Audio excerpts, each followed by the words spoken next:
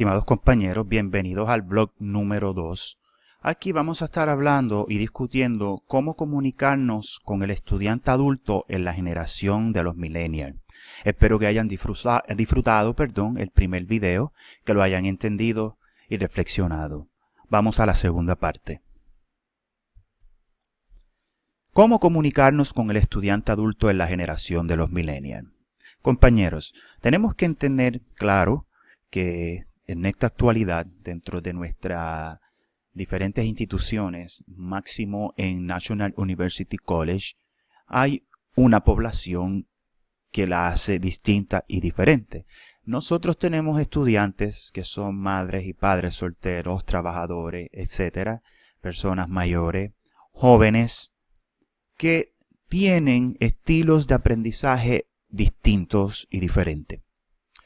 Por ejemplo, los millennials tenemos que entender que es una generación que se ha gestado desde la década del finales, mediados de los 80 hasta el presente. Y también que hay una generación entre medio que se llaman los X y la anterior que son los baby boomers o la generación de adultos. Entre estas tres generaciones, compañeros, tenemos que entender que hay brechas generacionales y que cada una de estas brechas responden a unos estilos de aprender totalmente diferentes. Por ejemplo, un estudiante adulto es más estructurado, un estudiante más o menos X es semiestructurado y también es libre y autónomo en su aprendizaje. A diferencia de los millennials, que es una generación más visual, que es una generación que consume mucho multimedia, son fan de la tecnología y la utilizan para sus procesos de aprendizaje. Con esto, yo quiero compartir con ustedes este dato que nos ofrece el país, donde esta información es obtenida gracias a la Organización de las Naciones Unidas, donde nos dice que la generación Z y los millennials es la población que nació o que fue nacido después de los años 1980. Este mapa que ven ahí con estas características en particular, lo que nos demuestra es en las regiones del mundo donde se ha, donde hay más millennials, quiero decir, donde hay más nacimientos de este tipo de generación. Como nosotros vemos en el Caribe, es algo que es limitado, por lo tanto, esto hace que nuestra población actual sea una población adulta y envejeciente. Vemos entonces cómo en los países asiáticos, sobre todo las islas del Pacífico, al norte de Australia, Rusia, India, etcétera, hay una proliferación grande de personas que han nacido bajo estas características y con este paradigma de millennials. ¿Qué quiere decir esto? Y vuelvo y recapitulo, es que tenemos una generación de adultos y donde nosotros, por ejemplo, en el caso de Puerto Rico, es la generación en la cual que estamos trabajando y necesitamos seguir trabajando en un futuro. Y también tenemos que enfocar nuestros procesos de enseñanza y aprendizaje a satisfacer las características y estilos de aprendizaje que traen estas personas o estos individuos. Quiero compartir unos datos ofrecidos por el Instituto de Estadística de Puerto Rico. Eso fue en este año, al inicio de este año, donde nos dice que en Puerto Rico los nacimientos se han desplomado y las defunciones van en aumento. Esto quiere decir, compañeros y compañeras, en Arroyo Habichuela, que tenemos una población adulta envejeciente donde nuestros jóvenes actuales no están reproduciéndose. Y esto tiene unas repercusiones dentro de nuestra frontera llamada Educación Superior de Puerto Rico.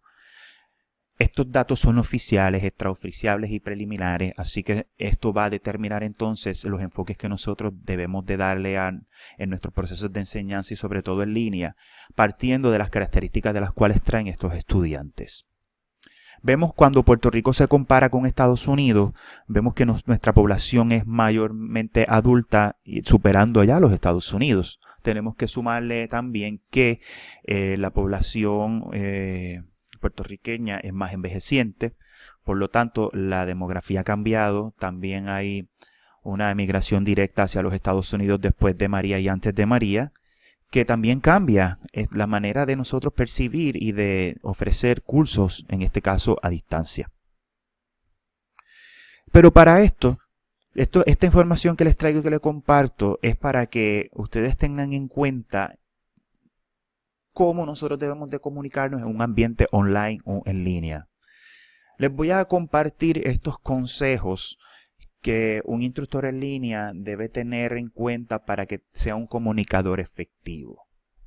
Partiendo de que nosotros estamos trabajando con una generación adulta en donde es nuestra mayor población, pero también tenemos un range, por decirlo de esta manera, donde tenemos una población que aproximadamente son de 30 a 45 años, donde hay unas características en particulares que debemos de satisfacer. Pero cuando uno hace un análisis de la población, ya sea millennial, X o baby boomer, la literatura nos indica que en el caso de educación en línea, tenemos de comunicarnos efectivamente de la siguiente forma o manera. En primer lugar, tenemos que tener un tono positivo. Se recomienda tener un tono positivo siempre, darle la bienvenida, cambiar nuestros prontuarios para que el prontuario, en vez de que se vea como una forma de castigar al estudiante, sea un espacio donde el estudiante pueda leer y vea que es positivo sobre las competencias y recursos que van a estar utilizando en el curso. Nosotros debemos de ser árbitros. En este caso, dentro de esta contienda que se llama educación virtual, debemos ser profesionales y debemos de tener un tono, además de profesional, de respeto hacia los demás.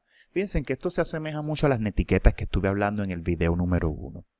Debemos también ser muy específicos con nuestros estudiantes, debemos de ser breves, debemos de usar palabras clave. Por eso es que yo les recomiendo al inicio que utilicemos el videos cortos de introducción, tanto del curso como en los módulos, para que el estudiante desde una manera breve, desde una explicación breve, entienda a qué se va a exponer dentro del curso. Debemos de conocer, para ser un comunicador efectivo, conocer a nuestra audiencia. Debemos de utilizar diferentes técnicas de aprendizaje, de assessment y de avalúo. Debemos de reconocer las características y estilos de aprendizaje con los cuales vienen nuestros estudiantes. En este aparato o en este elemento componente, yo siempre exhorto que en el curso se haga una encuesta para saber de dónde es el estudiante. Ahí vemos el aspecto geográfico, qué tecnología tiene, qué edad tiene, para que cuando comencemos con los primeros módulos del curso vayamos validando y descartando las cosas que funcionan o no. Debemos de conocer también, o se recomienda que usted conozca los resultados esperados y debe de comunicar cuál es el fin, ¿verdad?, del curso. Debe tener el fin en mente tanto para el estudiante como para usted. Debe de ser empático. Se recomienda que se ponga en el ritmo de receptor, que lo entienda. Recuerde que trabajamos con seres humanos. Se recomienda que sea personal, que capte la atención del estudiante con elementos visuales para estos que son visuales y que consumen mucho multimedia, pero también que tenga un discurso adecuado y correcto para las personas que son más conservadoras en su aprendizaje y son más lineales y estandarizados. Debe de ser claro, enfóquese en la idea principal del curso, no use palabras complicadas. Utilice los conceptos, compañeros. Les recomiendo que lean sobre el aprendizaje informal. Esto les puede ayudar para que el curso se lleve de una manera distinta. Por ende, estos elementos que se comparten aquí los puede ayudar a usted para que usted sea un instructor en línea y un comunicador efectivo. Si utilizamos estos conceptos y preceptos, podemos lograr y captar la atención del estudiante, pero sobre todo satisfacer las necesidades y el gusto del estudiante sobre el proceso de aprendizaje que se está diseñando en su comunidad de aprendizaje, en este caso National University. Espero que hayan entendido este video número 2, vea los recursos y los espero entonces en el último video, en el video número 3, para luego hacer una prueba y también hacer un foro de discusión. Los espero en el próximo video.